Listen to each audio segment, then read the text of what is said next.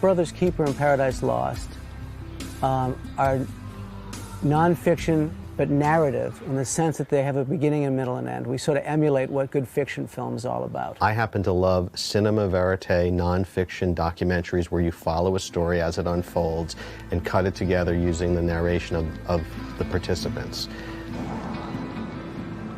Those animals killed you. They're evil animals. One of the things that Bruce and I have always made a point of doing is to not jump out of our car with the cameras blazing.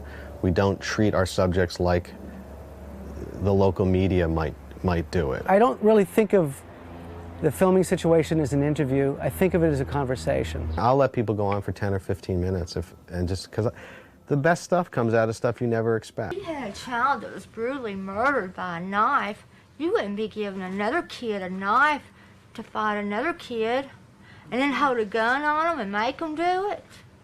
I like to work with people who consider themselves filmmakers. And when they consider, whether they be a production assistant or an editor or your gaffer, when you're being invited into somebody's home or a different environment, you have to be like an exchange student. You know, you're representing the production. And I don't expect everybody to be best friends with the subjects and stuff, but there has to be respect. You can't, like, you know, fall asleep on the person's bed, you know, to the extreme. You have to be very, very respectful. And I work with people that, you know, are that way. And on occasion I have had somebody that is like, you know, a thud, you know, who clanks around and makes noise and interferes, asks the wrong questions. I don't like to have, and this is not for the wrong reason, I don't want to have a gaffer or my grip or my production assistant talking about the subject with the people that we need to film. It's up to the directors to have that responsibility, or the director to have that responsibility to talk directly about that subject matter, because you can't tire out the person you're interviewing. So I often clear the set.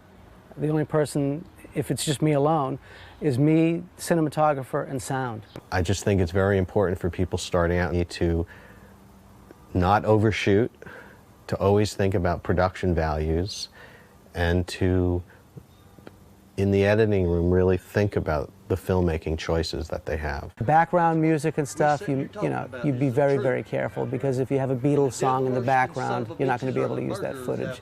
So you have to be very, very careful and control the environment wherever possible. I never interview with any, I never have a list. I just sit down and have a conversation. I never interrupt anybody, because I often find that, you know, that 5 seconds of a pause is them thinking. And if you step on it, then the train of thought is lost, and you don't want to do that. I actually think a good nonfiction feature film, verite film, is actually harder in many ways than a fictional feature film, because it's just a couple of people out in the real world trying to create a story as you go. We want to give the audience the same sort of emotional journey that we had, the same sort of push and pull. Oh my God, maybe these kids aren't guilty. Oh my God, maybe the stepfather might have had something to do with this. So I mean, the relationship between a director and a cinematographer, especially in documentary and nonfiction, is absolute trust. Because a good cinematographer, especially in a verite situation, in their mind are composing the shot, and they know where to go and to move and to cut, and to interrupt that is so unfair to that cinematographer, because they are like directors. They don't get the credit as being directors, but they're the ones who see it first.